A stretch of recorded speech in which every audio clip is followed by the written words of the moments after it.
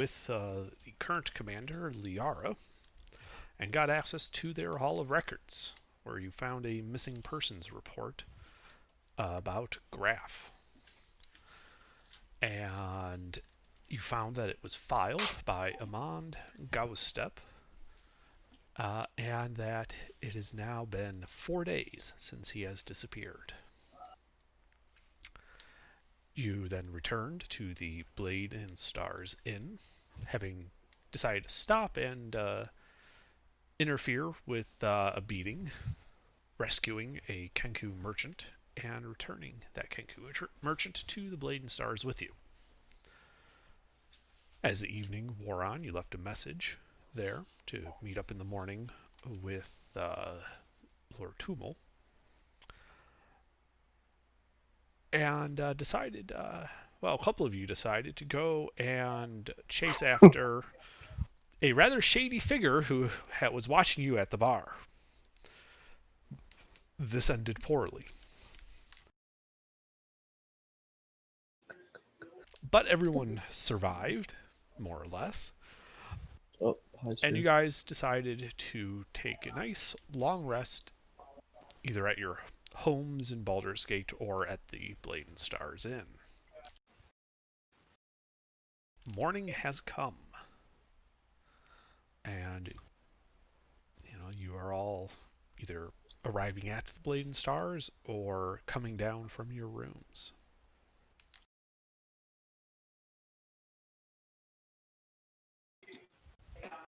I was going to say that's a much appropriate name there, Spectre. Completed a long rest?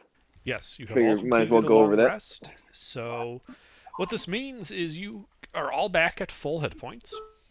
You have restored any spent spell slots or limited abilities from your class, such as action surge and things of that nature. Those all get reset. Max hit points was 11, right? That's what your sheet says. Yeah, sounds about right.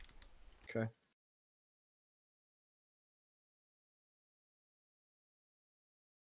Yeah, there should be a button on your sheet for like heal, which will just reset your current hit points to max.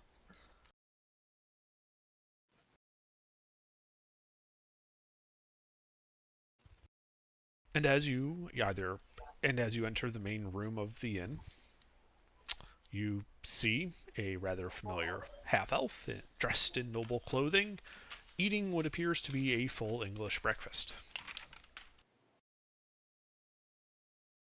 Some sausage, beans, and eggs. Sounds yummy. Some hash, of course. And tomatoes and mushrooms. Don't forget that. Oh, yeah, yep. The roasted tomatoes and mushrooms. Definitely need that. I go for some breakfast. So, shall I join him at the table? Do you? I'll ask to join him before I sit down. Oh, of course. Sit. All right. So I will share with him the information that we acquired from the missing persons report, but not inform him that we have the actual missing persons report.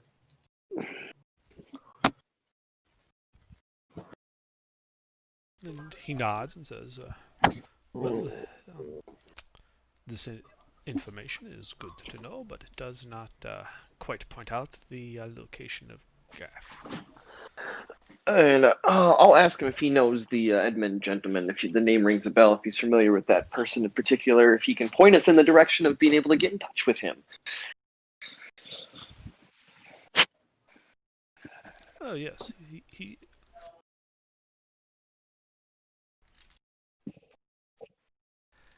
is a personal secretary of Duke Stillman.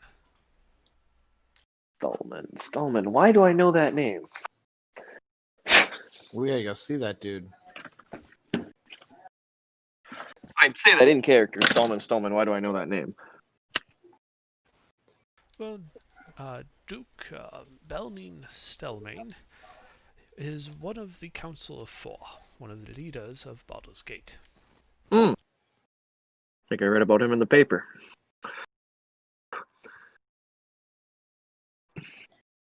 Wait, you can read? Yes, I speak 4 languages. Yes, yes. If you speak a language, it is also presumed you are literate in it as well. Gotcha. Dang, bot trying to roast. Oh man. All right. Okay. He How hard- has, Go ahead. personal appointments and her daily itinerary. If you How would hard would it be to get in with him? for a brief meeting, it's not so difficult. Letter of introduction would be sufficient. Do you think you could arrange that? Possibly today? He pulls a folded sheaf of parchment out of his jacket and says, "This should suffice." All right. Is there any more information you have about Gaff that maybe overnight jogged your mind? I'm afraid not. Oof. All right. Well, boys, you ready for a hike? Sweet, let's do it. Let's go. All right. Before we head out, I was gonna do we know where this guy's house is, or should I'll just ask. I'll ask the Lord Gaff or sorry, I have my sheet in front of me right now. Tolmor. I'll ask Tolmor if he knows, quickest way to get there, so to speak. Possibly cutting through the market on the way.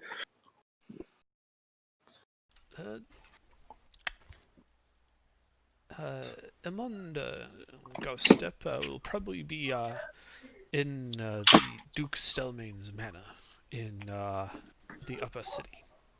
Okay. The only way those such as yourself would be able to enter there is through Baldur's Gate. Alrighty then. Maybe that guard will be on duty and we can stop and bug him.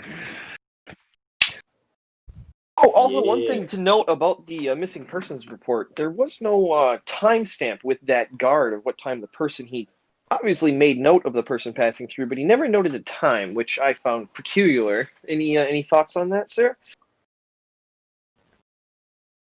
Why don't you go ahead and make a persuasion check?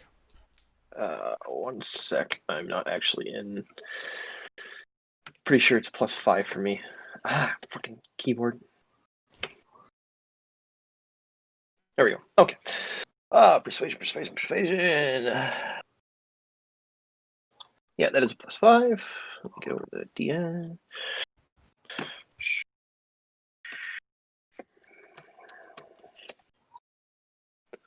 Not very persuasive today. Oh, jeez. The watch keeps note of who goes through the gates.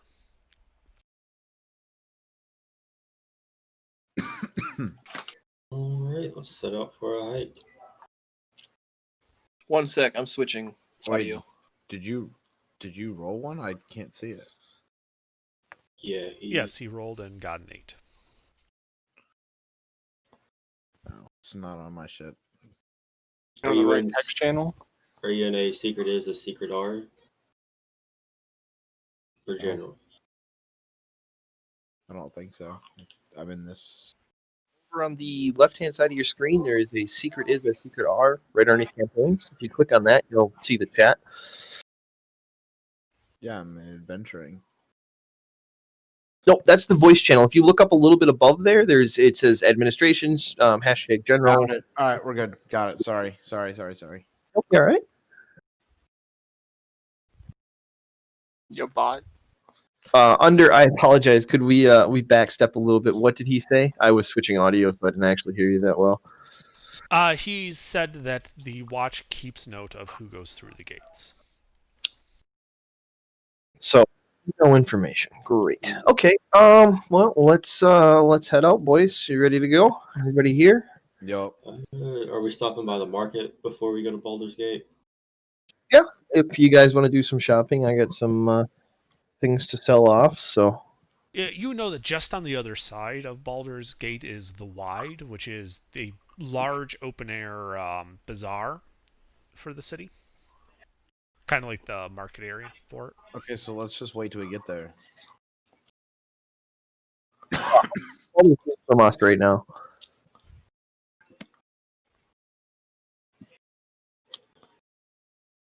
So we have to go through Baldur's Gate to get to the wide. Yep, and the rest of what we're doing today too. So All There we right. go. do you want to throw that Duke name in chat, Underdark? Oh, sure. Thank you.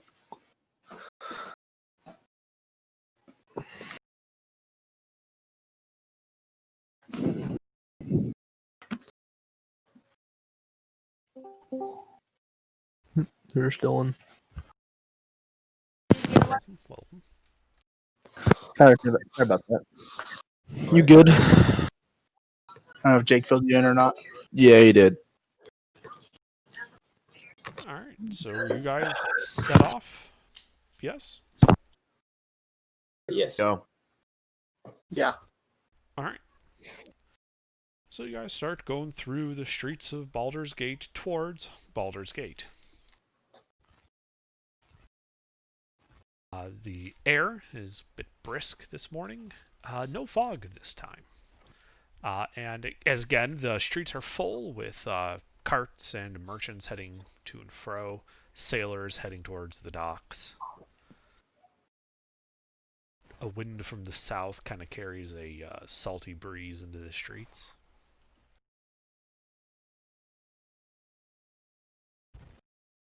But you eventually arrive at the line to go through Baldur's Gate.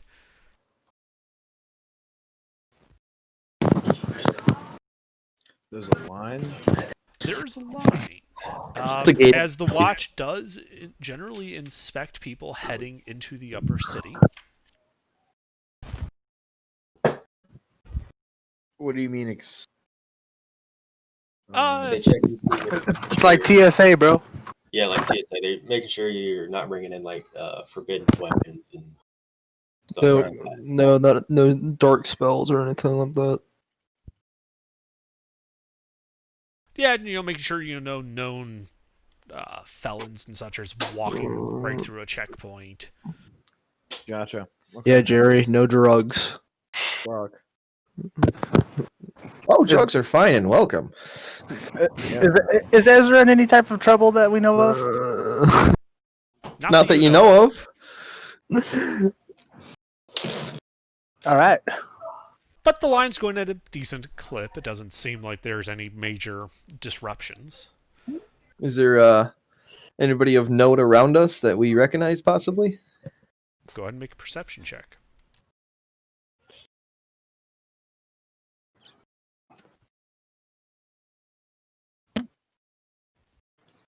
Oh, I have Jasper with me. Oh, nice. Fucking hell. Dude. Nah. Just random merchants. There's like a silk vendor in front of you. Some guy behind you looks to be selling, a cart full of different vegetables.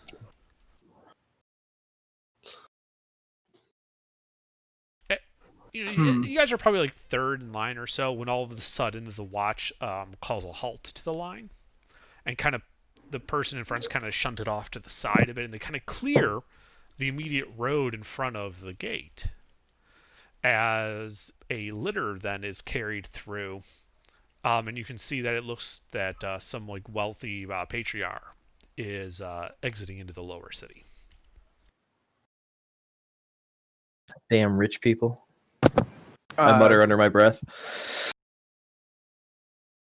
Is there any way to tell if we know him, if he's wealthy? Is he well known? He definitely looks wealthy. Appears to be human. The litter has some gilding on it. A couple of manservants pulling it. Armed guards. Dressed in what appears to be house livery. Why don't you give me a quick history check to see if you can ID the livery? All right. Yeah, I'll try not Yeah, to. I'm not making any more rolls tonight. You got the bad ones out Or of the way. maybe I make already. all the good. I make all the rolls from now on because I got all the bad ones out of the way. One of the two. All right, history. Whopping Uh, 0. I don't know how the luck stats are. I don't know. So, Ronald, you're the one doing history, right? Yeah, it's what's the roll? Command /R, right? Okay. Yep. Oh. That's in general. Ooh. Wrong channel. Doesn't Yep. count. Oh fuck! Come on, Ronald. I just joined you. I'm sorry. You know, Ronald what's sad is he McDonald. still did better than me on both of my rolls. That is good enough.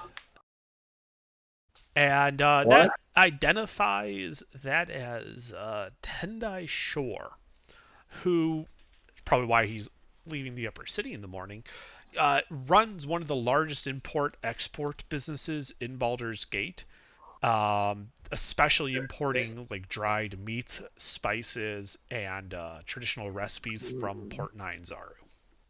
So he's got bread. And cheddar. About to make a grilled cheese. Shut up.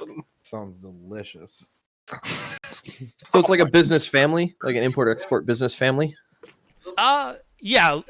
You know that there are companies called Distant Shores, and Tendai and Kennen Shore are basically a married couple. They live in the upper city.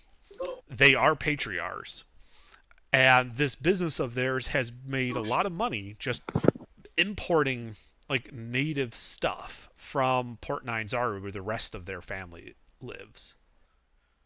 It's like, kind of like a family-to-family import-export business. Kind of like the silk trade was. Yes. And it has made them very wealthy. All right.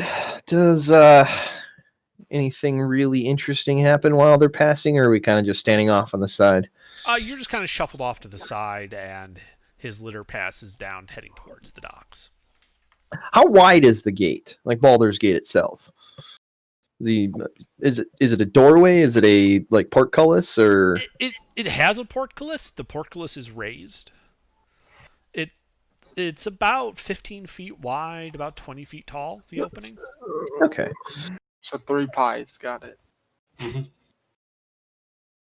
3 pies wide, 2 pies tall. 2 pies wide, 3 pies tall. Oh, right. Yeah. This is Enough irrelevant. that traffic can pass in both directions, single file. Oh, okay. Yeah. And there's generally, at least a dozen watchmen stationed at the gate. Checking people coming and going. Every so often, you know that they would stop and inspect for contraband, but today it seems to be going pretty quickly. And and then eventually you guys get to the gate, and the watchman tells you there that unless you have official business in the upper city, there is a toll to pass through the gate.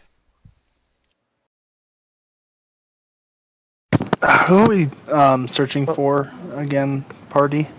You're on a. I can't find my note sheet from last time. This is a new one. Duke Blind Stelmane. Yeah, we're a personal inquiry to speak with Duke Blomine. Blanane Stelmine. And you have some proof of this. I show him the document that Tolmar gave us. All right, yeah, he takes the letter, opens it, starts reading it, nods to himself, closes it, hands it to you, and says, "Okay, on your way." To the group or just to him? Just to him. We're traveling as a group together. Yeah, Okay. he'll wave you all through once his rep, indicates that you're all one group under this. Okay, good. Except for the halfling, he's not with us. Oh, That's out of character. The halfling is charged 2 copper to go through the gate. I can afford that. Sure. I can talk to the halfling. With the Duke offer.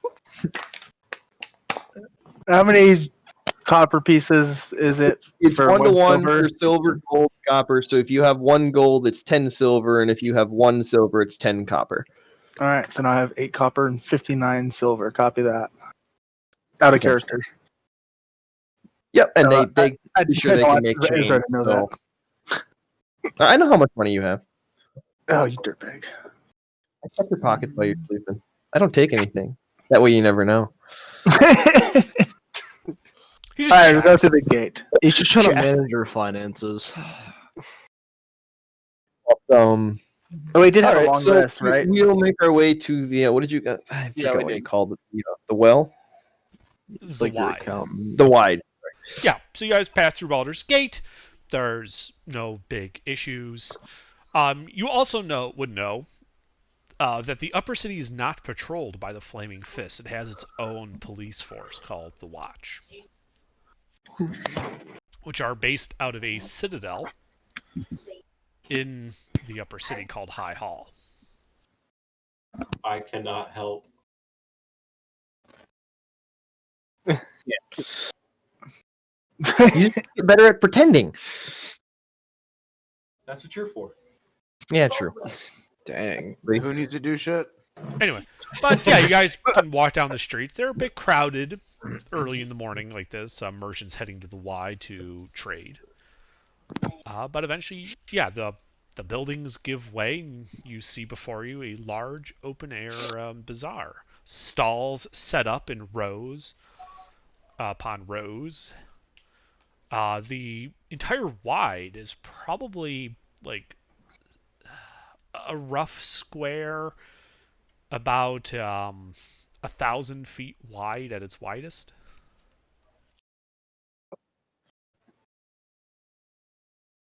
So it's a good sized area, and at the center of it, kind of standing, towering above the bazaar, is a large statue of a very burly man with what appears to be a small critter on his shoulders. Do I recognize the critter? Yeah, that's a Yes, this is the famous statue of Minsc and Boo.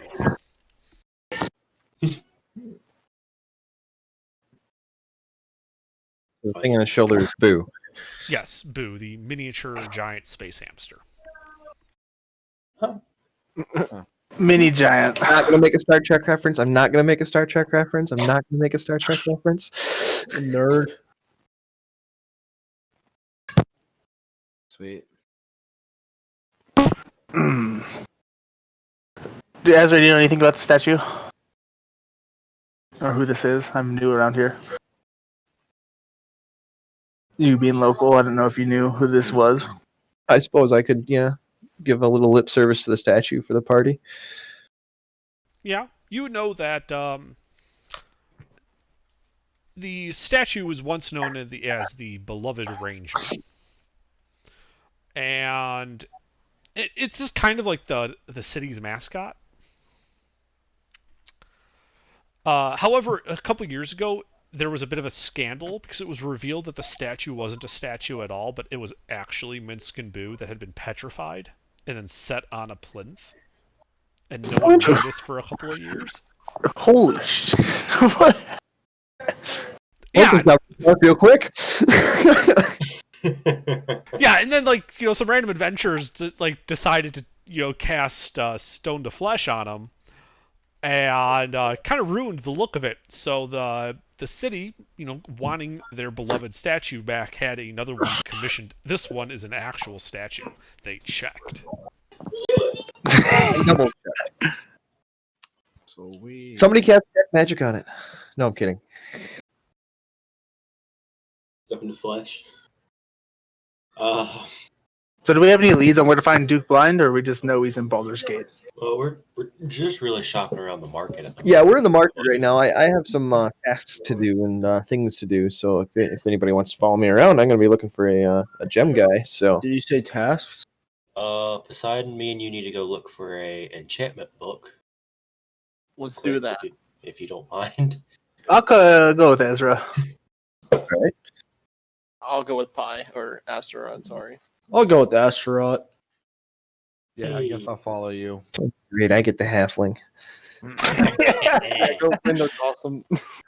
So, sorry, Astra, what are you looking for?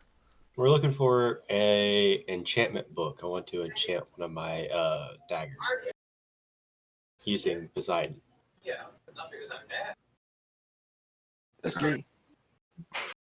He's gonna put sharpness 5 on it.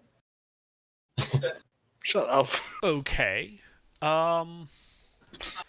Well, Astra, we'll start with you as you guys break off into two separate groups, heading through the bazaar. Why don't you make an investigation check to see if you can track down somebody like that?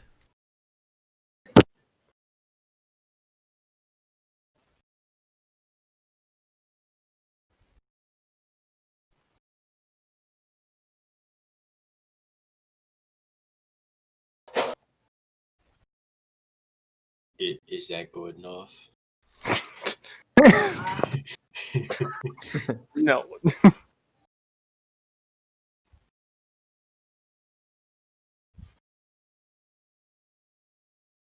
Yeah, hold on. God, it's almost Halloween. Oh, the DM is calculating. Yep. So you guys are going through different stands. There's merchants selling wares from far and wide. You see some brandy from Icewind Dale, dates from Ammon down south. You eventually do find an old man, got kind of like a bookseller's setup going. And as you're going by, this tome does catch your eye.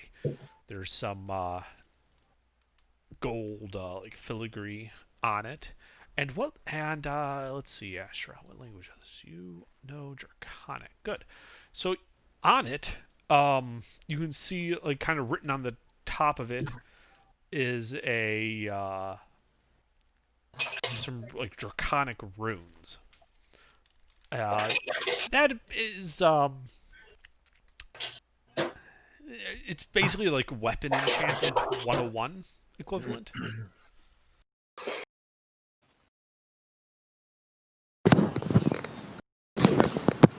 It might be in there. It might be in this cabinet too.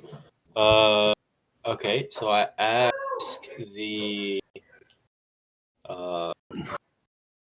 Old man. vendor, the old man, how much the book cost. Let me see that. He takes the book from me, kind of looks at it, and kind of turns on its side, sniffs the pages, and then rather oddly he nibbles on the corner a bit. And he says, I remember when I acquired this from Kara-Tur out in the Far East. A book of long-lost magic detailing weapon enchantments. It can be yours for, let's say, 100 gold.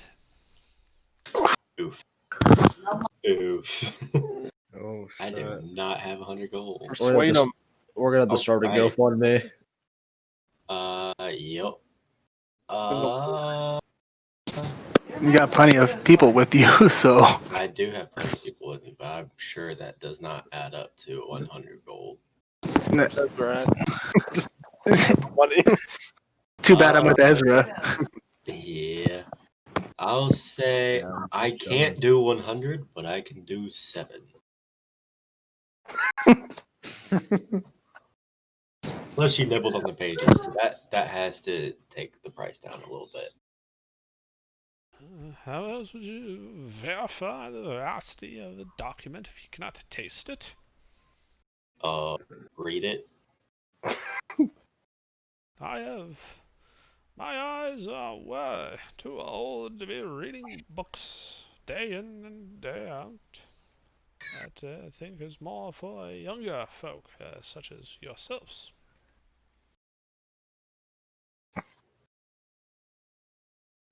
I asked him if he actually knows what's on the front of the book.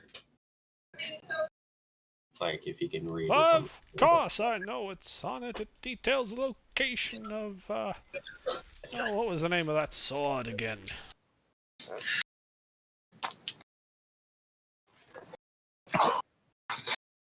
I know, I remember it somewhere. Ah, yes, they called it Flame Tongue.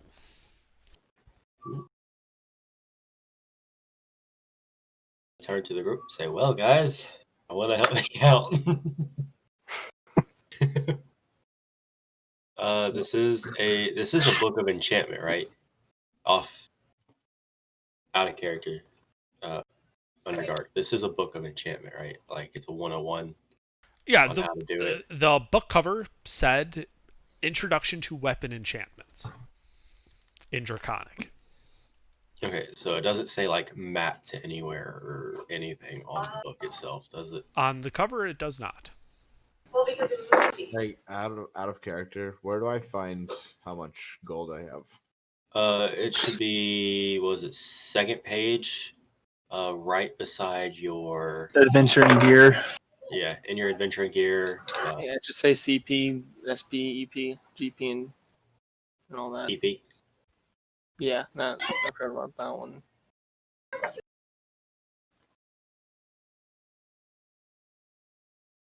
Oh, found it.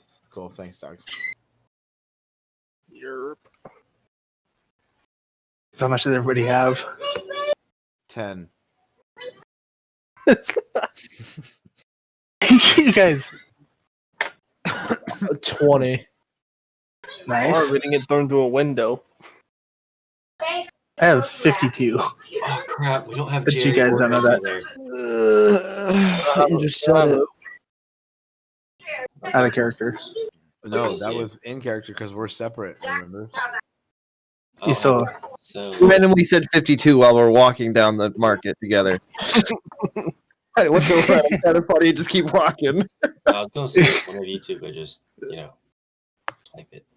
But Astro, I know an idea how to get those gold pieces. you need one. How? Out of character, might I make a suggestion for you guys? It's something that you could do in this situation. What? Oh, so right now you know what that book is about, and he just told you something completely contradicting to that. So you know more about the book than he does. If you can prove that to him, then you might be able to get the book for a lot cheaper because he doesn't know what the book is actually, but you do. If you keep the information of what the book is from him, because you know it, you know what the book says. You can read Draconic. He can't. You gotta tell this man that this book's more, or No, I guess it would be more tell him it's valuable. less valuable. You tell him that Yeah, that's just a a romance novel in Draconic. Oh, that's true. Yeah, like he doesn't know. Like I said, I'm trying to help you guys solve the solution. Or, find a solution for the problem right now. So that's one solution. Another solution is you could barter with him, and again, using the knowledge that you have more information about the book than he does, you should be able to talk the price down slowly. And he doesn't seem like he's all there, so you might be able to just walk away with the book. We just steal it. That's why. I'm just giving you options. That's kind of. I mean, I would check for the Oh, watch right, first, right. but that's just me.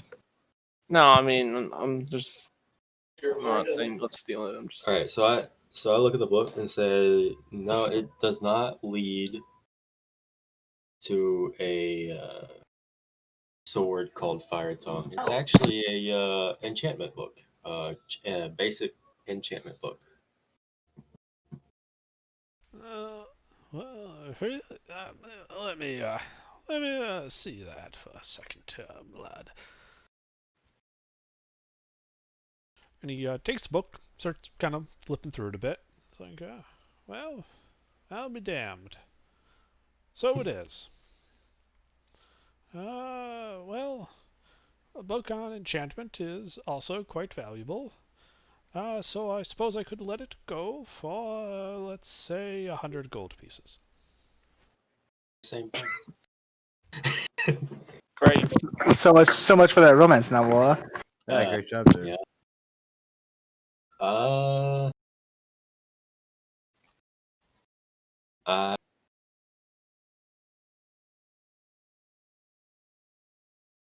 My brain. It's hard for my brain to think. Give me 1 second. So, in this culture, especially at an open air bazaar like this, it would be normal to haggle prices. Okay. I tell him I could possibly do 5 gold pieces. Okay. Go ahead and make a persuasion check. Jeez. Oh, This is gotta be high. I am. Shut the fuck up.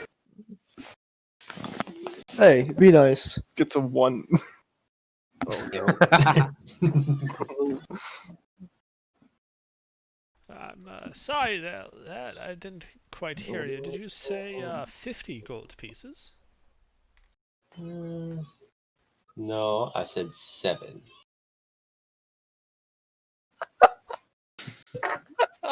Seven. Hmm. Well, my lad, you drive a hard bargain. But that book has been sitting on this shelf for... Actually, I don't remember when I got that, now that I think about it. 7 gold, just get it out of here. All right. You're not gonna say thank you? Oh, thank you. Appreciate it.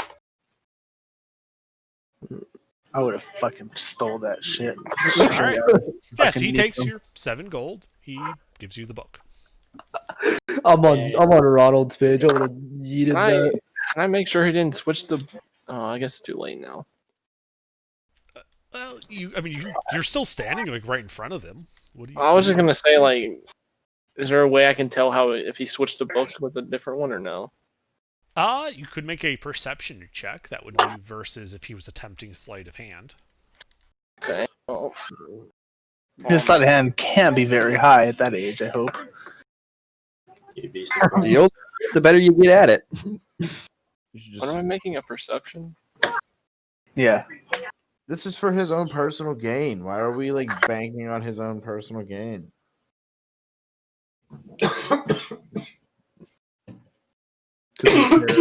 No, he didn't seem to have switched it out. And when you kind of just quickly rifle the pages a bit, it looks like it was the same book that you saw on the counter. Okay.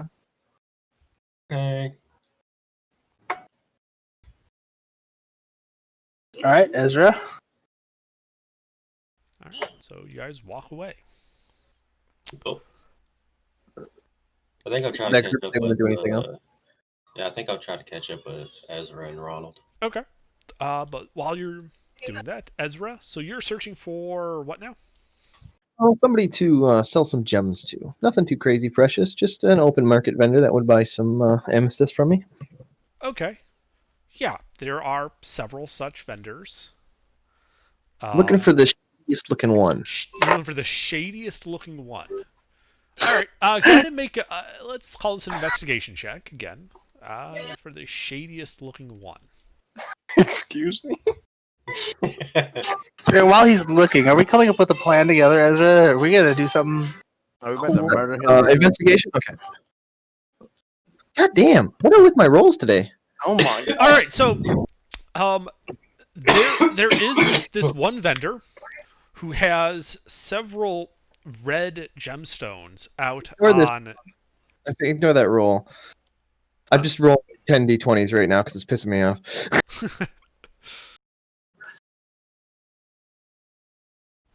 And he's got this black cloak kind of covering his head. He's kind of looking like one of the worst positions, like on the corner, not a lot of foot traffic. But he appears to be selling gems. Probably buys them. Before we approach, can I tell Ezra, this guy looks a little out of the way. You want to be a distraction? He isolated off by himself. He's not isolated. Not but isolated. It's kind of like So how the wide works is vendors they bid for permits, and the permit tells you where you can set up your station. The higher foot traffic areas cost more. So the shittier vendors tend to be kind of cramped up in these alleyways or off to the side where there's a lot less foot traffic. Oh, this guy's broke then. Right, let's wander on up to him. Ezra ignores my question. How many people are in this alleyway? You're not there. Just me and Ronald and whoever the DM says is there. Oh, sorry. Jeez, shut him down. Wondering I out thought of I followed you guys in though. No, you were with Astra. No, I wasn't. he said I'll follow you guys, and I don't know what he meant by that. Yeah. Well, there was one I other person with Astrod, I thought. It was Astrod and somebody. Sorry. It was me. Yeah, so Astrod and Poseidon went off. Everybody else I figured went with Ezra. No, I went Draco- with Astro. Draco went with Astra, and then Jerry Yeah. said, "I'm going with them guys." I assumed all of them and me and Ronald went off by ourselves. Yeah, he said I'm stuck with the halfling. That's why I thought we were alone. Well, that's unfortunate. Jerry's definitely the imposter. So, All right. Ezra, what do you do? I'll approach him. Just Alright. walk up and ask him how his day is. All right, yeah, you walk up and you hear not like no one hears anything, Ezra, except for you, and you hear this very cheery voice, like female toned voice in your head, Ooh. saying, well, welcome to Materia's Gems and Baubles. Do you like what you see? Do I see a vendor sitting? Yeah, there is a person in a black cloak, hood up, covering their face. You can't see like make out any features of them. And on the like this little table in front of them are these 4 red gemstones. How big are they? Like, I'm not talking carats, just like rough size. If they're rubies, they would probably be worth 300 gold apiece. So medium-sized gems. These are fairly large for rubies. Is there anything mystical or magical looking? Are they floating, or are they just sitting on the table? They are just or... sitting there on the table. Is there a way to identify authenticity? There are ways. Do you possess a jeweler's kit? Do not. Fresh out. Sorry. So, okay, I just want to clarify. Jerry, you are with us. You went with us, not with Astra.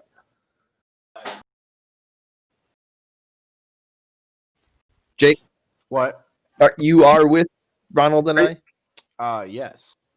Okay, so we have the halves all together. We have the halfling, the half orc, and the half elf. Okay. Can I whisper in Ezra's ear? Are you gonna seduce this lady so we can take some of these, or are you trying to sell? It's also remember that the rest of you saw like Ezra step up to like the table, and they're just like, and Ezra and the vendor are just looking at each other. No words have been exchanged as far as you guys can tell. Ezra was the only one who heard that because it was in his head. Wow. I'll reply in my head and ask, "What am I looking at?" Ooh, you got a good eye. These are soul gems. Continuing to reply in my head. So what can you tell me about soul gems? Why are they on your stall here?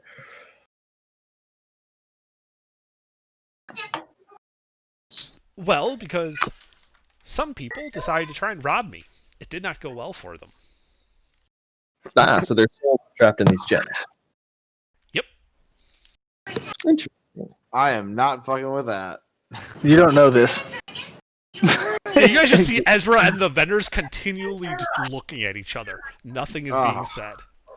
I'm just standing in front of the thing with my arms crossed, looking down occasionally. So you're telling me not a single word has been said this whole time?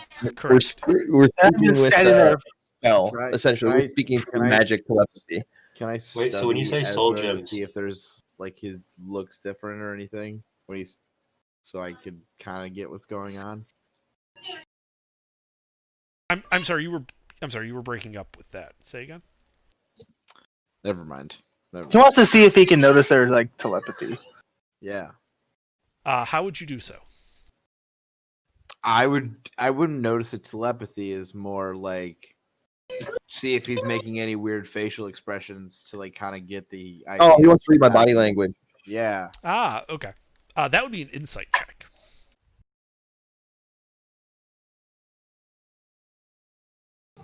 Insight is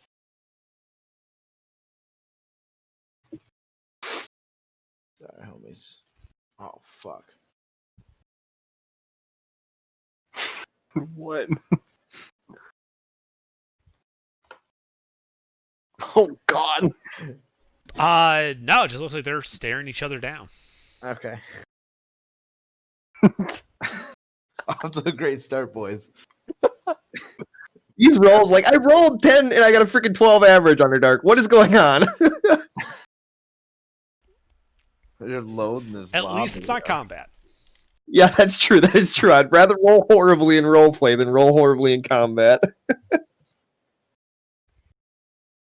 Okay. What practical use do these soul gems have for me as a person? Like what benefit do I have for buying these? Oh, they can do all sorts of things. You can draw on the soul to sustain your own life. You can ask it questions. You can try and borrow their experience, help you out in, say, a game of cards, or if you're a bit more of the skullduggery type, perhaps help aim your dagger a bit more true. Can I step in and ask if she knows who the souls are? Oh fuck! I don't hear any of this. Yeah, God you've not damn heard it. a damn thing so far. I'm Yep. so sorry. I'm trying really No, hard. it's fine. It's fine. Can I break the awkward silence and be like, what are these shiny rubies? Why are they so large? She'll then actually speak aloud, and you can tell female voice. I can't do female voices. Hands. Okay. Oh, Let's these not. aren't rubies. These are just pieces of glass. But they're colored that way because they contain a person's soul. I look at Ezra amazed. Oh, I definitely heard that. Yeah, she said that aloud. Sweet. All right, now we're here. Now we're where we want to be. I want to ask if she knows who the souls are. Thieves. No one that anyone is going to miss. Let's try to loot her stall. Unless it's our missing dude. A messenger would not try to loot a gem in the wide. Maybe he would. Maybe he was desperate for money. Out of curiosity, can I ask how much they cost? I was getting to that, but Oh, my bad, Ezra. All right, go ahead. I'm an Take charge, Halfling. impatient halfling who's very curious. All right, yeah. So you ask her how much it is. She simply looks.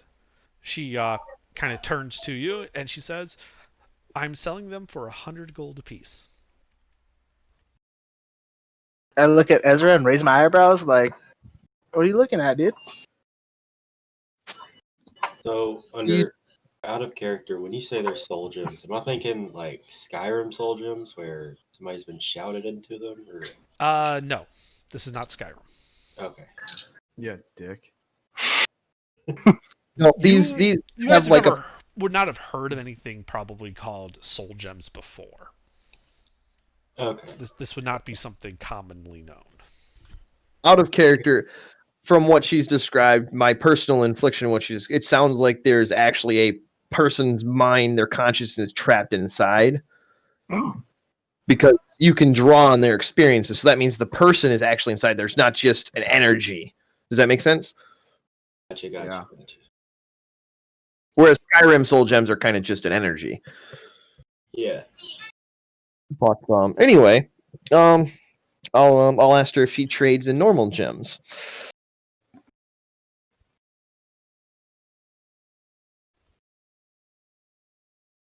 I might for the right gems. What do you have? Just some amethyst. Nothing special about them. I borrowed them from a friend in a bar. Told me I could get a good price for them. Borrowed.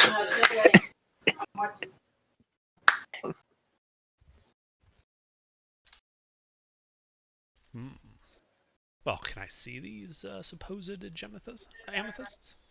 Yeah, I'll pull the pouch out of an inside breast pocket and hand it to her so that she can empty the pouch herself. All right, yeah, she like pulls one out and starts like holds it up to the sun, like kind of looking through it. As she holds it up, can I identify her race? Or Oh who- yeah. You see, almost like skeletal thin fingers, very pale, holding it up. You would guess it's based on like the slenderness and the way the bones are kind of articulating, probably an elven race. I don't know what to do with that. Okay. I'm glad to have that information, though. This is why they can talk to each other in their heads. No, that's No, magic. that is not. Yeah, that is not a elven thing. That is something else. just magic. Very well. Magic.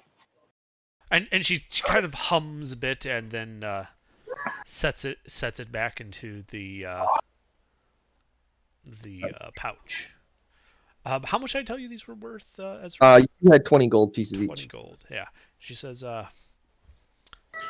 unfortunately, they are not of a quality that I could use.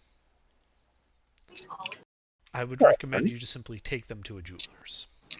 You would get a fair price from them. And alrighty then.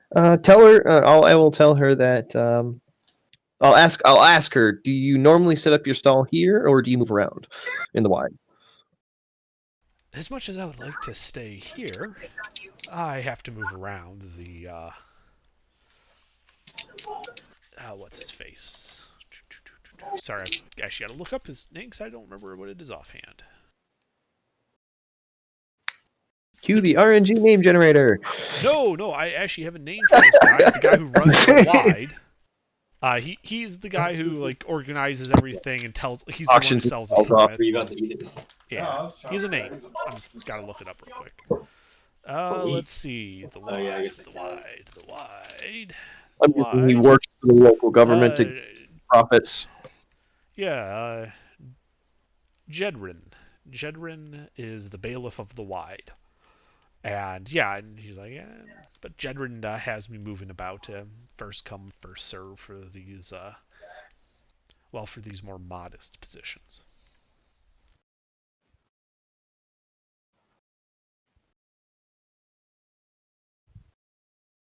All right. I might stop by at another time when I have a little bit more coin on me.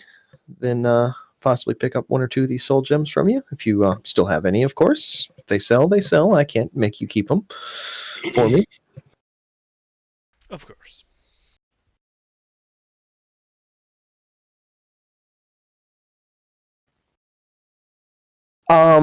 I will bid her farewell in Elven, and then turn around with the party if they want to come with me, or if they want to keep staring at the soul gems. As you turn away, Ezra, you hear this nice chipper voice in your head in Elvish saying, "Come back anytime." All right, let's look for a normal jeweler then. Somebody a little less shady, maybe. All right, yeah. You go like 2 rows down. There is like this burly dwarf with various gems and jewels just set out on his counter, and he's got like a lope in his eye. And he's currently like holding up what appears to be a diamond up in the air. He's kind of examining it. Picturing he's got like the one eye is slightly bigger and the other one's slightly smaller from just staring in the jeweler microscope so much. Yes. That's what I thought you were trying to describe there. All right. I'll try to get his attention politely in Dwarvish. Oh, good. Someone who speaks correctly. What can I do for you? I let a gentle chuckle. I just have some amethyst I'm trying to sell that I won in a card game. Oh, yeah. Well, bring him out. Bring him out. Let's take a look at him. All right, I hand him the pouch as well without opening it, so he can dump them into his hand himself. He just dumps them out under the counter. Just opens the pouch, clump, Need it. just dumps them all out. And he like kind of smooths them around a bit with his hands. You know, kind of looks at them, holds one up to the air, kind of looks at it through the lobe, puts it down, and says, "Yep, they're amethyst, all right. And I can give you and he." I forget the price. I think he said 20 gold apiece. Yeah, he said 20. Yeah, he's like, yeah, I can give you 20 gold for these each. All right. I'll just take the fair trade. I won't try bartering the price. He's obviously the expert here. I just want him harmlessly in a card game, so. All right, yeah. He gives you the gold. He takes the gems. All right. I'll take a look around his stall and see if there's anything of note that stands out, shimmery, magic-y, or nothing really fancy if I do. Nothing that immediately comes out as magical. There are, however, several diamonds of various sizes. What appears to be of a couple vials. Vials are actually more like small cups, full of what appear to be powdered emerald, ruby, and sapphire. Okay. So typical wizard components. Yeah, a lot of these gems you think could probably be used as spell components, or just settings for jewelry. They're most of them are rough cut. You know, a couple of the diamonds have like kind of fancier cuts on them. So do some of the emeralds and corundums, but for the most part, they're more rough. Okay.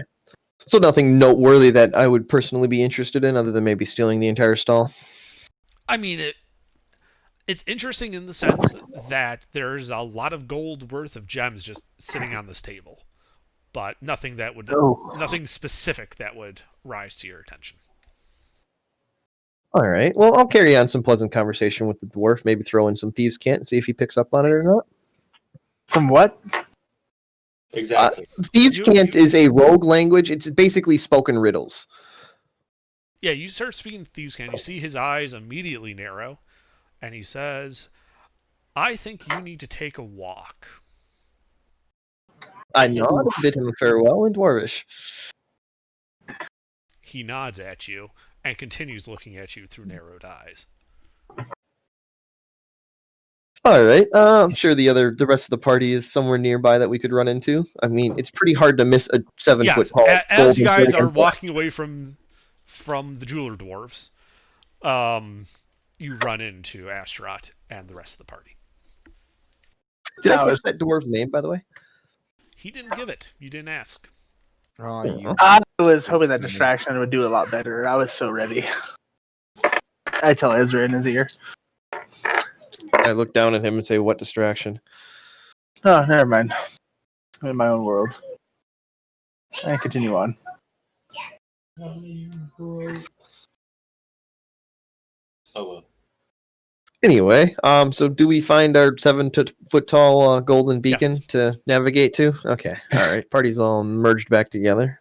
Yes. It's hard to miss a 7-foot tall golden dragonborn. Sorry, It really is.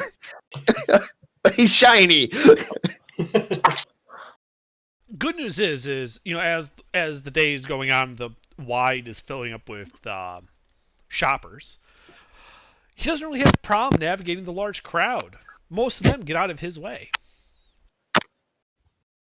Hey. The Princess Bride scene is the best. Hey, Everybody move! so I'm covered in scales, right? Golden Yes. skills. Ah.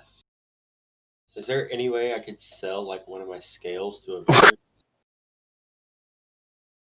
Unfortunately, Dragonborn aren't all that rare, and your scales don't really have much value. Oh, Yeah, all you gotta do is kill one dragonborn and you have all of the scales. yeah. Yeah, unfortunately, because you're not a dragon, your scales don't have nearly their worth of actual dragon scale. Alright, does anybody else want to peruse around the market? Maybe shop for some things? Learn anything about the city? Can I look for an instrument cart or Let's see. shop? I just want to put a real quick pause here, out of character. So, Astaroth and myself are residents of the city. We're familiar with the majority of the city, but everybody else in the party is non-resident, right? Other than Yeah. Poseidon, he's in and out because he's a sailor. Yeah, it's my first time here. Wait, I have a place in the city? I would assume you do. You live With here. your rank, I mean, I hope you're from here. Well, he's recently returned. He hasn't lived here for a while though. Yeah, I haven't lived Wait. here for like 4 years. Oh, okay. So he's He knows recently the background. He just doesn't have a place. Yeah, Okay. yeah. So is there any way I can sell a candle or a couple costumes? So Yeah, for- there are like basically in the wide all like the standard adventuring gear from the player's handbook, all those tools and stuff. They're all available here in one place or another. Okay. And they basically cost what the PHB says they cost. Some vendors may try to cheat you, but there is competition. It's pretty easy to find a vendor with a fair price. Gotcha. Generally, when you're selling things, if it's adventuring gear, used arms and armor, or toolkits, they sell for half of the listed value in the player's handbook. Okay. Art objects and things like gems sell for full price. So if you had like a painting where some value, you could sell the painting at full price. But equipment it will sell for half. Point me to a house. I can probably get you a valuable painting. Is there any way I can like find like more? I don't know. So say like a spell book of like music sheets or something, or no? As far as Bard goes. Bard's a short rest, so Bards, rest, yeah. bards are long rest casters. Bards are long rest casters. Yes. And that's not really how bards work. They don't use spell books the way wizards do. Yeah, Their I magic was is thinking like. innate. Okay, so I was saying as far as like musical sheets and stuff, I can play different items on, and or maybe enchanted instruments. Can I search for enchanted instruments? Is that a thing? You would understand that magical instruments, like magic items in general, are going to be pretty rare. Ah, okay. So you can search. You can make an investigation check. But Just for like a you would instrument know that- shop. Yeah, like searching around, like maybe a pawn shop has one or something, like the equivalent of a pawn broker. But chances are low. 10 I gold. need to find a place to sell something. What are you selling? A disguise kit. Yes, there are like people who like performers and such. Like they sell like equipment for putting on plays. They would definitely buy a disguise kit. Alright, can I search for one? Yep, there's no roll needed for that. They're pretty easy to find.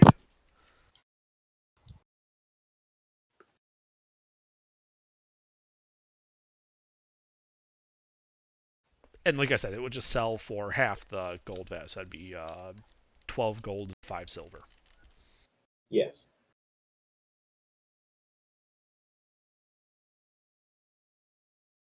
Oh, I'd like to pick up some chalk and a couple balls or bags of caltrops. Okay, yeah, not a problem. So who was looking for the magic instrument? Me, Ronald. All right. So you can go, like, as I said, you can make that investigation check if you wanted to.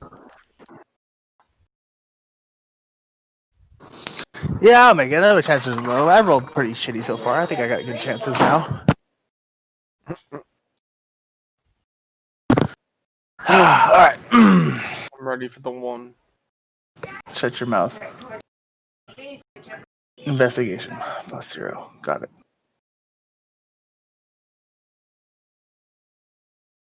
Here's a nat 20, baby. Oh shit, hold on. Hey, Biggie. Oh. No, I'm afraid that the closest you find is this vendor who insists that all of her instruments have the magic of music in them. Wait, did we get another low roll? Yeah. Yeah. Jesus.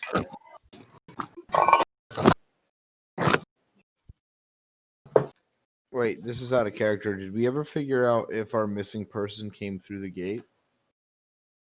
No, we're still in the shopping area. We have to go somewhere else to do that. So we're on our way to do that, but we're stopping the market first. Gotcha. Alright, can I still look at the instruments and see Yeah, they're all what the mundane selection instruments. is? Okay. There are all different kinds of instruments. There are like the ones from around here, like lutes, flutes, lyres, horns. And you also see some from faraway lands, like hurdy-gurdies and bagpipes. Basically, in this bazaar, you could probably find just about any normal, mundane instrument you could think of somewhere. Copy that. Did I stray off too far from the party?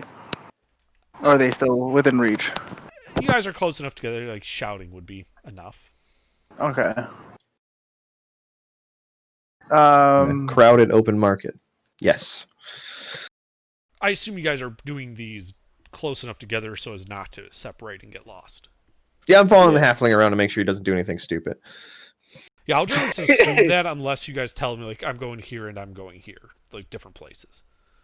Actually, I'd like to start following the halfling around. What? Okay. Inconspicuously or suspiciously?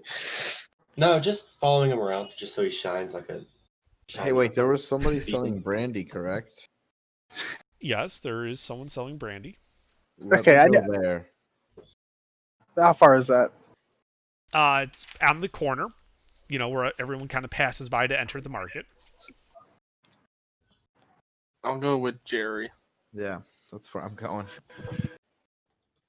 I noticed this gold dragonborn, twice my height, kind of following me, and I'm like, alright. I'll go to the brandy shop as well. All right, yeah, he's got some kegs of what look to be brandy kind of stacked up. Okay. Here's what I'm thinking. Let's start drinking. Okay. I sit off to the side as like a 5 or so. Nothing like drinking at 8 in the morning. Oh, yeah. 5 or so seats down away from Jerry and kind of sit there quietly. I sit right next to Ronald. Oh, I'm sorry, you misunderstand. This isn't a bar. This is like he's selling kegs of brandy wholesale. He's not selling bottles that you can open and start drinking right now. He's selling bulk. Yeah, you'd have to go to like an actual pub to Yeah. like get like a glass of brandy. He's selling it by the barrel, not by the glass. You're gonna get drunk? Well, I guess not anymore. I'm sure we can hit up a tavern on this side of town on our way back through. We just have some Well, stuff I'm to just do. ready to start fucking shit up here. You guys didn't take 16 years in the market. We could go. All right, okay. Is there any weapon places nearby? I could use probably a couple more daggers. Yes, there are. Do you want shady, less shady, or super shady? I'm gonna go with a little bit less shady, not too shady though. Ronald, All right. can I get that scimitar off you? I have my scimitar, yeah. Or are you gonna sell it? Or are you gonna I mean, I don't want to just have daggers only, so I was gonna keep it with me. All right. I got it from my father, so.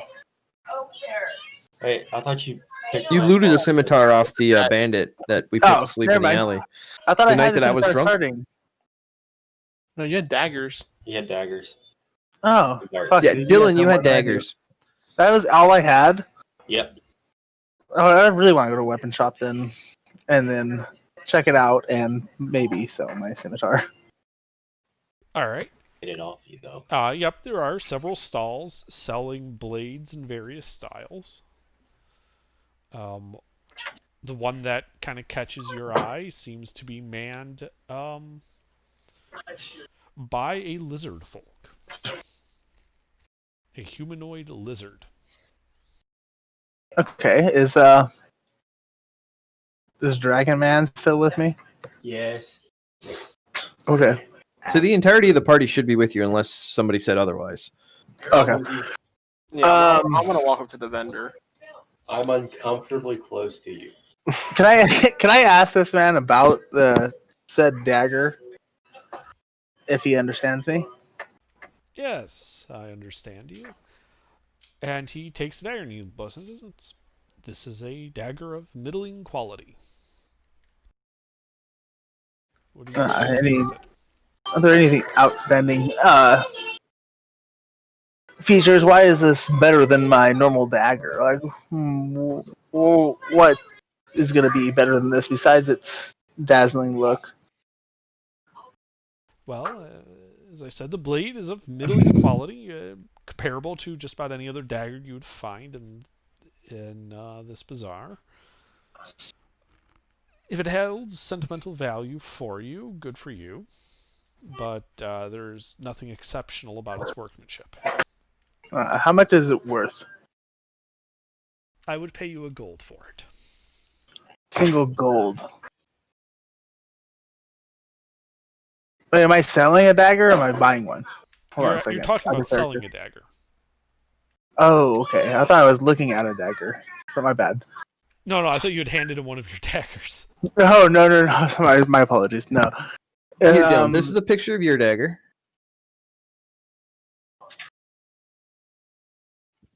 Okay. Looks pretty trash. And this is a picture of the dagger the vendor's selling. It's just the same dagger. They have slightly different aesthetics to them, but yes, they are essentially the same blade you already have. One of them. Like, so you offer me 1 gold for a dagger. How much are you selling yours for? 2 gold apiece. Hmm. I ask him how many he has in stock. How many daggers do you have in stock currently? That's a good question. I have 18 in stock. Buy them all. I can't. I can only buy 8 as far as my ammunition. You broke. No. No. You can carry as many on you as you want. The ammunition is just a counter, so you can keep track of it while you're in the middle of combat. Just for convenience. It's not a limit to how many You can carry. halfling is what, 75 or 100 pounds or something like that? You could technically dump your inventory and carry 75 daggers around. I'll do that. I'll buy 5 of them. All right. Besides, I thought darts are the ones that were usually thrown, not daggers. You can throw a dagger. Yeah, you can throw daggers and darts. All right, so I'm down to Poison tips? 42. Took the 10 away, and then I have 10. I pickpocket the halfling. How many did I buy? How many did I say I buy? 5? You said you bought 5. Yeah. Okay. Or 10 gold. And if you're 5 pickpocketing the halfling, roll sleight of hand. Asshole. Oh, no, out of character. I'm just going to say that randomly so much. No, you should have did it. That would have been funny. Oh, I mean, he is fumbling around in his pocket, so he's probably not paying attention. I don't Do it. fumble. Can I also bring out the scimitar and ask him if he would like to analyze this and tell me what he thinks its worth is? Kind of looks at it, kind of turns it over, and he's like, well, it's a serviceable, scimitar. I'd give you 12 gold, 5 silver for it. Any other offer, Astaroth? As I'm pulling this out. Well, that is exactly how much I have. So Out of character. Is Ronald tall enough to see over the counter? I'm eye level at the counter. Yeah, Okay. yeah, he is looking over the counter, but if the lizard was just kind of like to slide a blade close, like fast off the edge of the table, it would probably stab him in the eye. Then I'll look around the shop for a crate or a box and ask the lizard folk if I can borrow it real quick, and then I set it on the ground in front of Dylan or Ronald so he can step up. Okay, yeah, you can do that. There are some empty crates.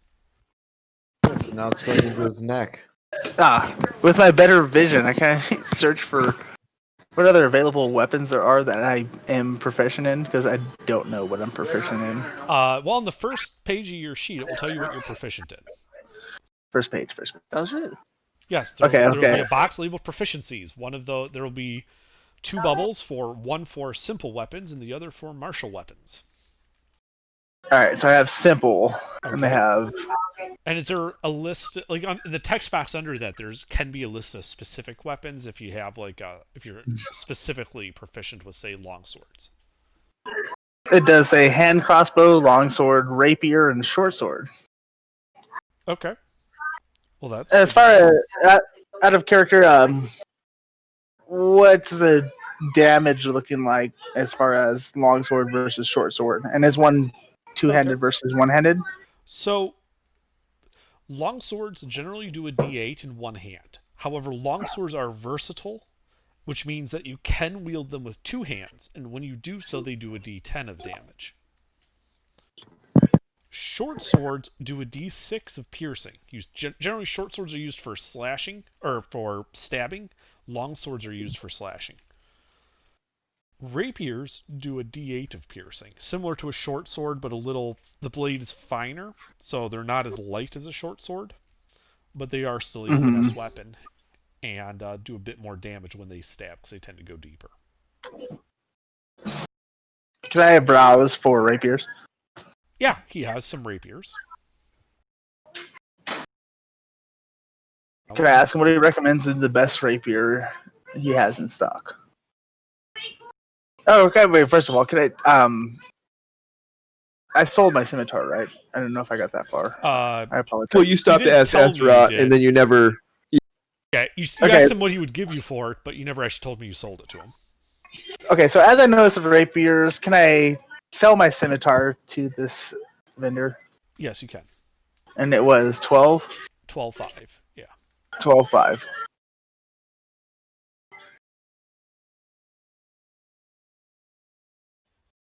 And as you're sorting that out, he kind of looks over his rapiers and picks one up and kind of hands it to you hilt first, saying, "This is probably my best one." Can I analyze it and see if there's any identifying features of anything special? Sure, make an investigation check. Right.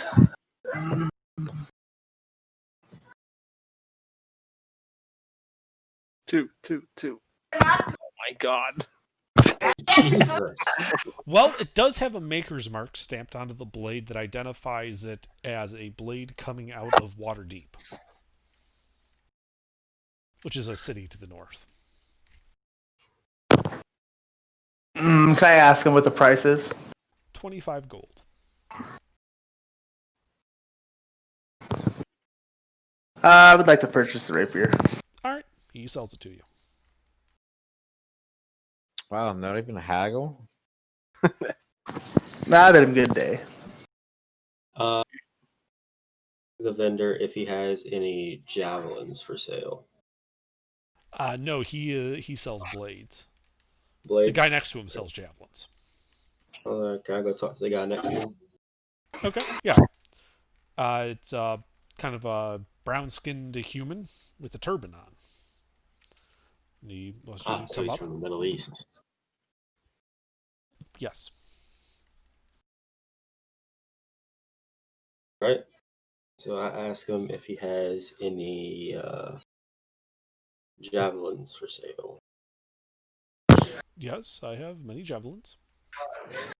Is there one you would recommend to? He points to the barrel where all the javelins are kind of stuffed into them, and it looks like there are several dozen of them. And he says, "These are all good quality javelins."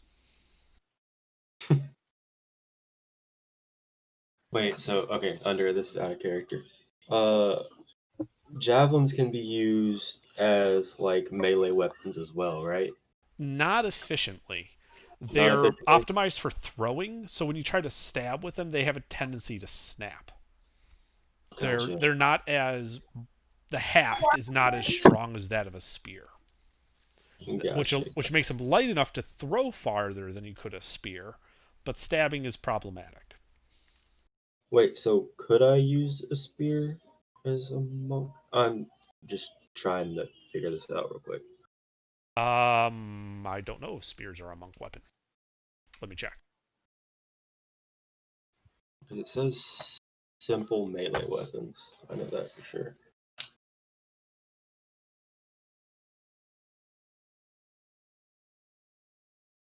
Yes. Yes, they Okay. are.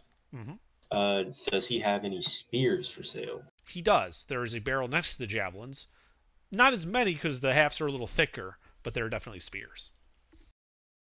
So I walk over, pick up a spear, Mhm. and ask him how much. 1 gold. I flip him the 1 gold and say thank you, and then I'll be on my way. Yep. As you walk away, he says, "Thank you. Come again." Of course he does. Little nerd. A nerd. All right, is everybody done shopping? Are we good to go, or anybody else want to pick something else up new? Jesus Christ, we've been shopping for 2 hours. Draco, anything you want to do? All right, very well. Takes a dodge action. All right, we will make our way towards the governor, or the Duke's mansion, or Oh. villa. Finally. All right.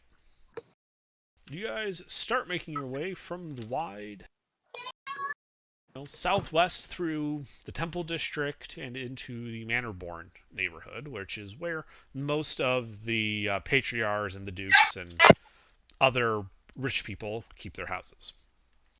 All right, we'll look for the one labeled Stelmane and go for that one. Yeah, so you arrive at the Stelmane house. There is an attendant armed at the door. Like it's kind of like a villa. So there's like there's like a perimeter wall and then some like grassy grounds and then like a 2-story house in the middle. And a red cup at the gate. And this does not look to be a member of the Watch. This he's wearing Stelmane livery, so it's probably a personal Private guard. security. Yeah, private security. Okay. All right. I will tell him that we seek audience with the Duke or Edmund, one of the two, and then present him with the letter that we got from Lord Tulmore or Okay. Tulmil. He kind of raises his eye at you, like his eyebrow at you when you say the Duke or Edmund. But he takes the letter, looks at it, and says, "Wait 1 moment, please." And he turns and walks into the perimeter fence. You can see that there's another guard just inside, and he kind of hands a letter to him and whispers in his ear. And that guard starts walking towards the house with your letter. The original guy comes out and just kind of sits and says, "It'll be a moment while that is delivered to Emmond." All right. You guys want to play some cards? He just I've got looks the at you dice. blankly. I was talking to the party. He just looks at you blankly. Ooh. A few minutes come by. Not a guard, but rather someone who looks to be more like a like an older teenager, internee type deal. Probably a messenger. Comes and says something to the guard in low tones, and then the guard says, Emmond will meet you. Wonderful. We'll wait for him to let us in. No need to make any hurries. Mm-hmm. Yeah, he kind of stands aside while saying, please just follow Jerome here, and he'll take you right to Amon's office. Look Jerome over intently and then follow him. Okay. Yeah, Jerome looks like a kid. Almost like a messenger boy. The intern. I skip while following Jerome. Oh, it's gonna make the house shake. You're 7'2". Well, you guys are on the ground. You're not in the house yet. You're You're gonna make the house shake. Yeah. So you guys start, most of you start walking up the cobblestone path towards the house. The giant, dragonborn is skipping. You get some odd looks. To the left and right, you can kind of see what appears to be like cultivated gardens. a fountain you think you can see in the back corner.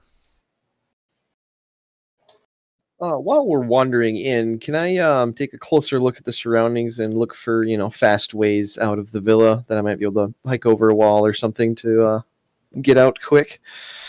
Yeah, go ahead and make a perception check.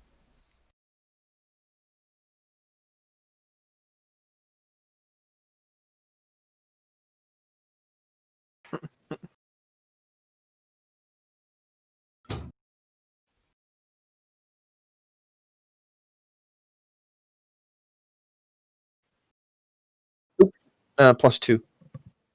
I did persuasion. Yeah, 7. Okay. All right. Yeah, you can see several of the trees growing close to the wall. You could probably scamper up one of those and from there hop over the wall to get outside.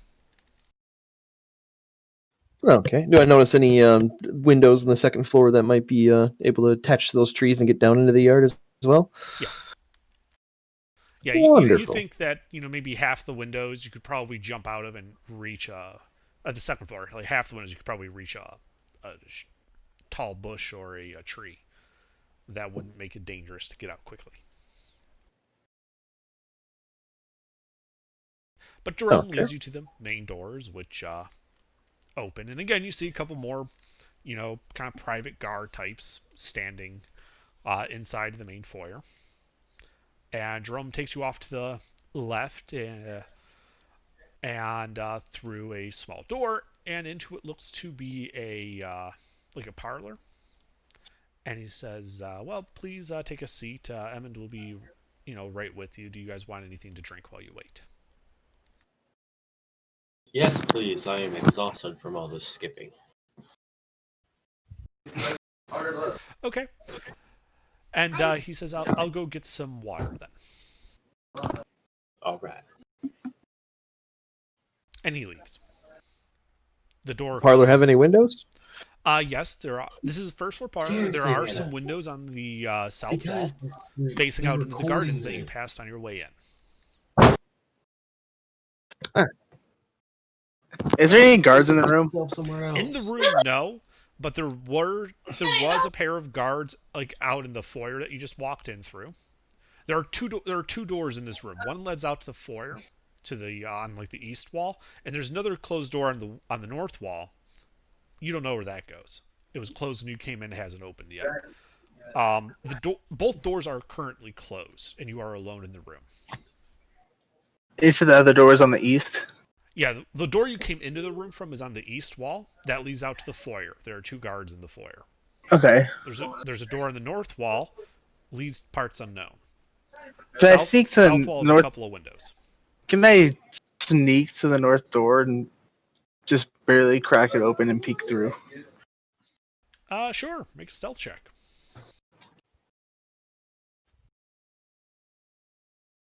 Okay. Oh god.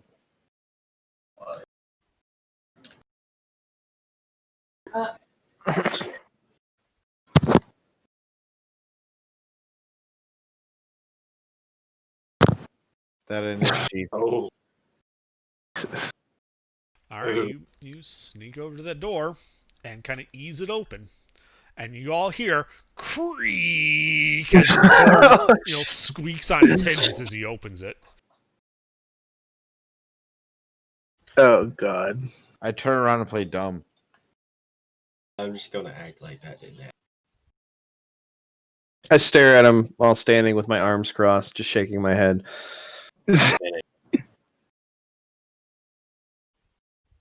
Yeah, and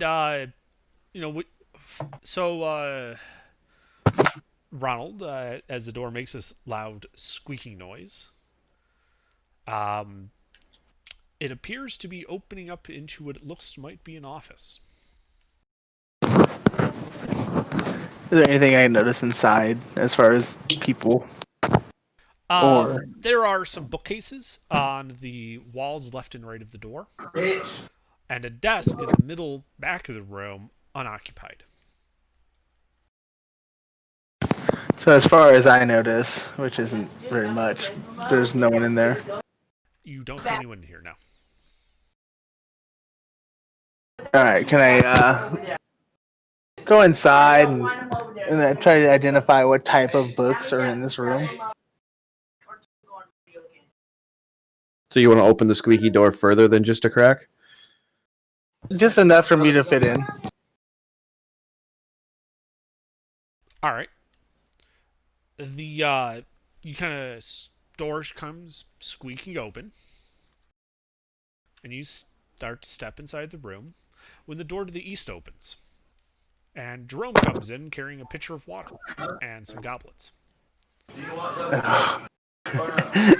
And when he stops, he puts them down. He says, "Edmund doesn't like people going into his office when there's no one here, when he's not there. So just please wait in the parlor." I say, "Oh, my apologies. I thought it was the restroom," and step out. Chamber pot's in the corner if you need it. They don't have indoor plumbing. I thought it was a chamber pot. My apologies. And I step out and close the door quickly. Of course. And he says, "If you don't need anything else, I will take my leave." I bow slightly to him and wish him very well. Did the goblins leave with him? Huh? What? They said he came through with 2 goblets or goblins? Goblets for the pitcher of water. I thought you said he came with goblins. My apologies. Goblins would be killed on sight in Baldur's Gate. Yeah. Okay, that's what I was saying. I was like, 2 goblins came through. I was like, if he was wait a flooding minute. the room with goblins, you guys would have been drawing swords. Okay, I was like a little confused at first. My apologies.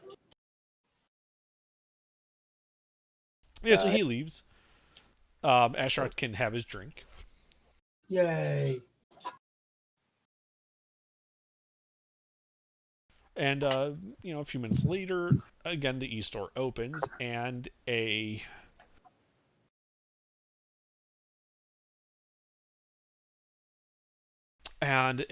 bald dwarf enters the room. He has a beard, just no hair on the top of his head. Is he taller than me? No.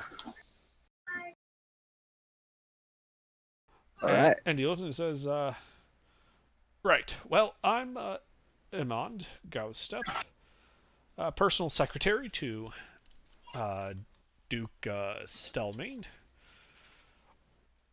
You all wanted a meeting with me to discuss Graph, from what I heard." Yes. All right, great. Why don't we just step through into my office and we can discuss things. And he walks over, opens the squeaky door, and walks into his office. To cautiously walk towards the door. The door is open. I pull out a flask of oil and drip some on the hinges. Oh, yes, well, thank you. Been meaning to get maintenance on that for a while now. Please, take a seat.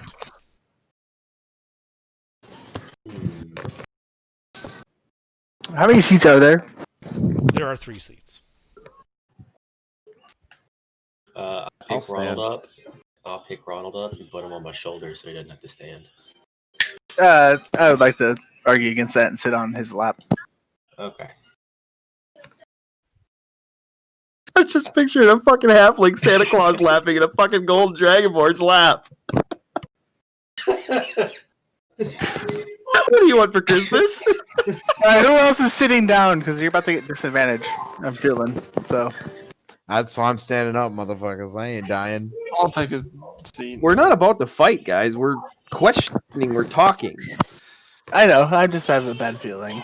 All right, so, Graph has us all worried. What do you know? Actually, I was wondering if you might be able to help us out. We're coming up cold on the trail, and we were trying to trace his last steps. And as far as we can tell, you're one of the guard that you reported, the missing person that remembers seeing him as the last person that's seen him. So we were wondering if you had whatever you could retrace your last interactions with him, and maybe we could go from there. We're kind of starting at the back end of the trail, trying to catch up.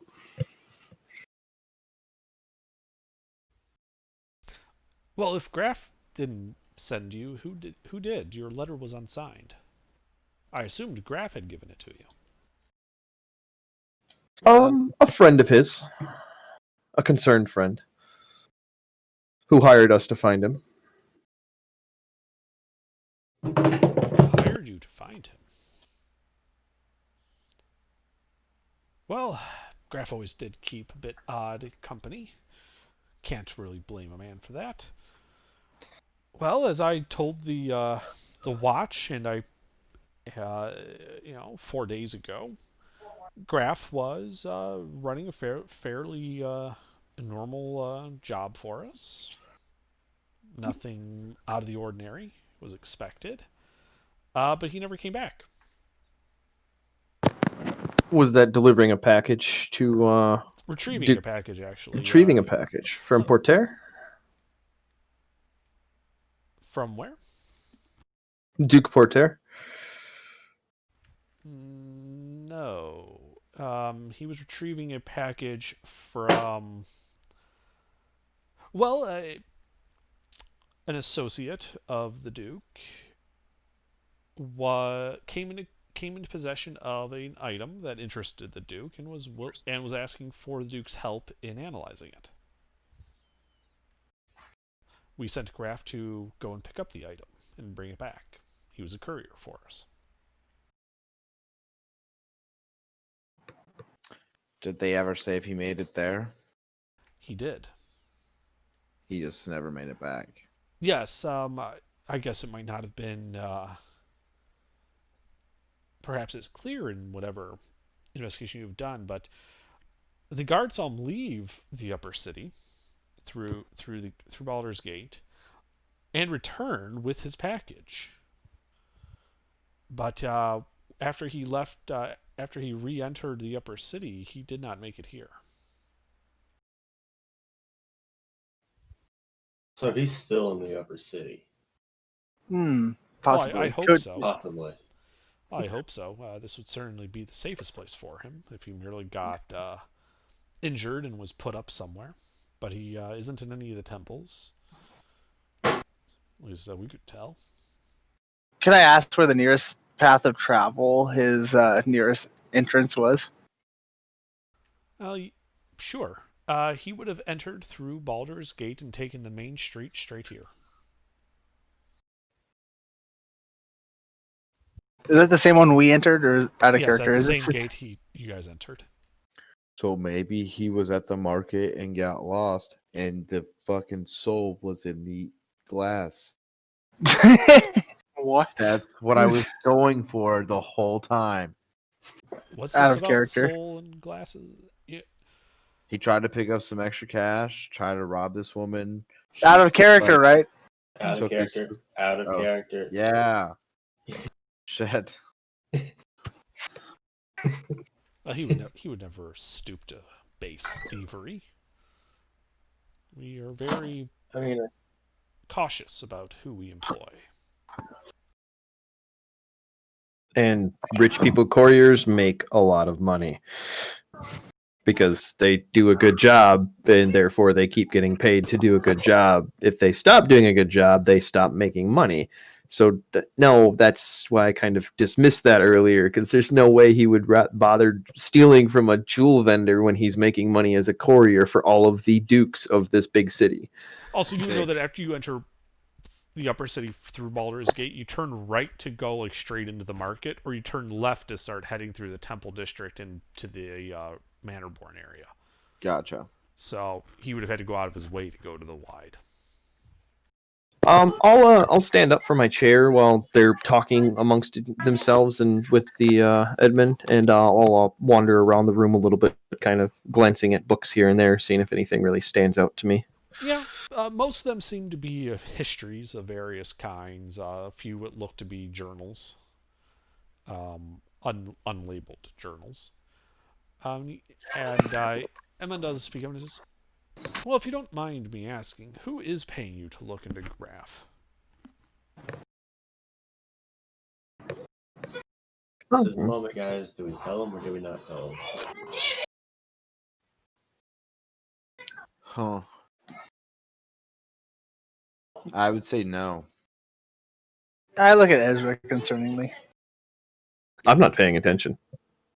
No. I'm staring at him blindly. Yeah, I'm kind of just walking up and down his bookshelves, admiring his history book collection.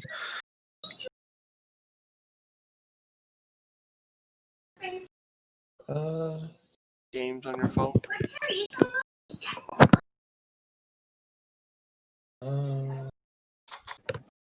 I think I- that's for a minute, and then I go ahead and give him the name of the person who put us. Lord Tumul is the person who. Why do you ask? Well, I ask because there are various political factions who might seek to display their dominance through, let's say, less savory means. But I've not heard of this Lord Tumul before. Do you know who he works for?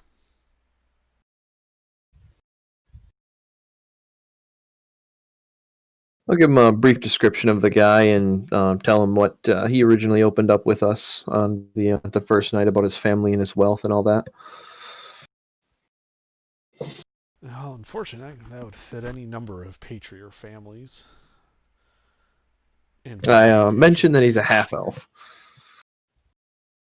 that does narrow it down a bit, but unfortunately, it could still be a rather large number of people, especially if he's a cutout.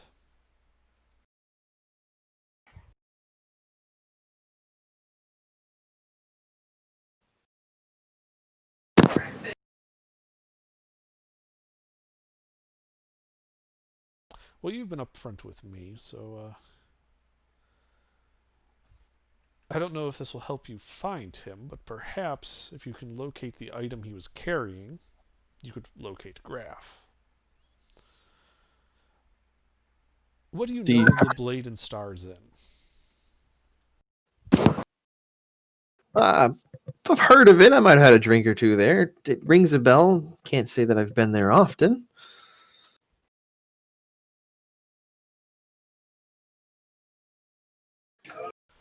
Well, as you may know, the blade was rather obvious, but the stars. Originally, the shield above the entrance was magical and would shimmer with star-like patterns on it. The proprietor of the place was a half-orc named Arion, and he always insisted to anybody who ever asked that the shield's only magical function was to draw people in, which it was quite successful at, I might add. More credit to the man. About 8 months ago, Orion disappeared. Yeah, I overheard something. Overheard something about that. Yes. Along with the shield. It's been widely speculated he took the shield with him and disappeared off to parts unknown.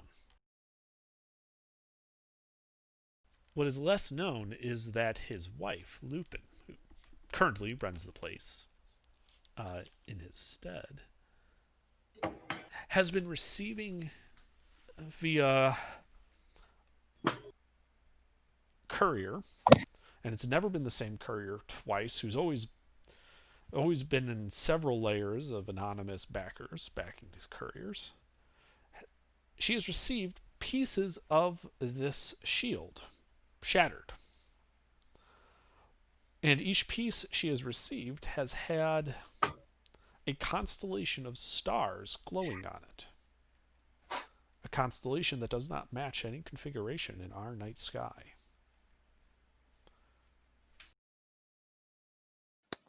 Duke Stelmane has somewhat of an interest in astrology and astronomy.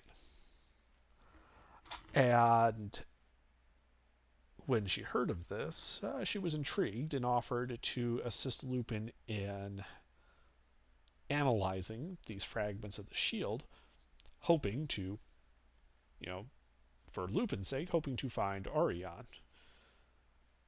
Beyond knowledge, I'd have no idea what Duke Stelmane hopes to gain from this. but he has not expended inordinate amounts of resources on it, so it may very well just be a passing hobby. So, do you have the shield pieces or sketchings of the constellations?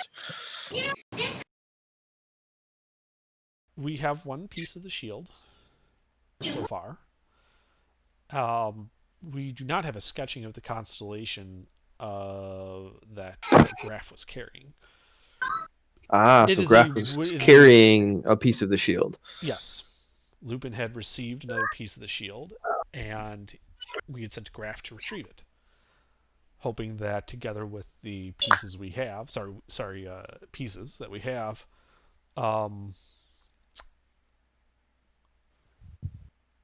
it might make more sense to Duke Stelmane. Unfortunately, while he was apparently able to pick up this piece of the shield, he was not able to return here. Can I ask where he was supposed to pick up the piece? Oh, he picked it up from Lupin at the Blade and Stars. Out of character, my character did not specifically say we met Lord Tupin at Blade and Stars. I made it like I kind of know the place. I would hope you guys picked up on that. Yeah.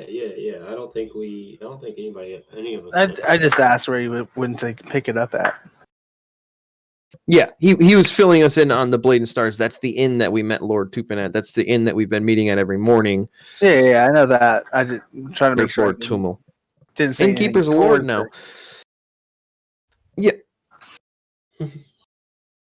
So, okay. Well then, I think we know where to go next to go doing some questioning. Well, that's wonderful. As Lord Tumul, I don't know what he has offered to pay you, but we are offering a 200 gold reward for the safe return of Graf. Each? Bulk. No. For Okay. you give us Graf, Total. I give you a bag with 200 gold. Yeah. All right. I will thank him for his time, and then I'll let him know where my house is, so that if he needs to get a hold of me, he can, or my cot, or not my cot, my stay where I'm staying is, so that if he needs to reach us as a party, if he has more information, he can reach me there. I don't want to tell him just send a message to Blade and Star, because, well, that's a little too suspicious and obvious, so I'll just use my personal residence. As you wish. And then I'll ask him if we can see the other piece of the shield, if it's available for us to take a look at. I'm afraid the Duke has insisted that no one but her be allowed to intrude into her workshop. Okay. Well, if you could pass the request up, it would be appreciated. Maybe be able to understand what the particulars of the shield are that might be causing some sort of issue. I will pass it along. Appreciate it. Anybody have anything else to add? I just push the halfling off my lap and get up and follow behind Ezra.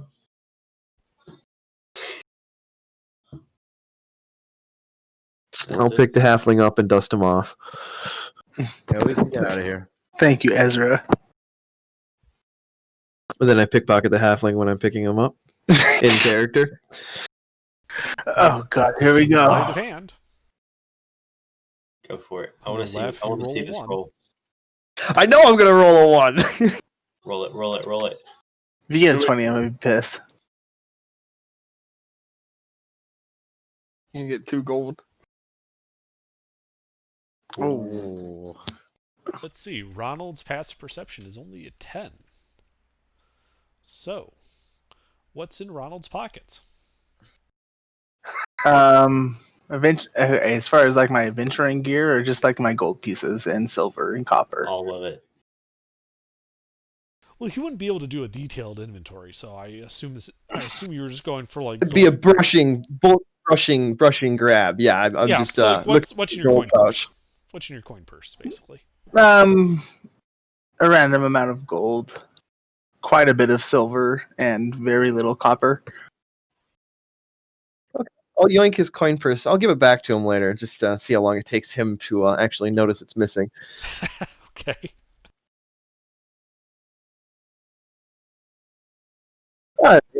So we're going to make our way back to the I almost called it the Board and Sword. Man, it's been a while. Yeah, Blade and Stars Inn. Unless, wait, he never made it back though. Yes, but Yeah. we But we need to question Lupin. seen both shield Okay. pieces. Gotcha. Luke is the owner of the bar and or the inn, and she's seen both shield pieces because they were sent to her, and they have these constellations drawn on them, and she's been Yeah. sending them via courier to the Duke. The courier with the second piece disappeared mysteriously, and that's what we're currently investigating. Okay. Cool. Yup, so we gotta go back to Blade and Stars. All right. Yeah, you guys walk out of the house, down the cobblestone path, and out of the villa. The guards pay you no mind. And as you begin walking down the street, heading back to Baldur's Gate to re-enter the lower city, I think that is where we will call it for the night. Okay.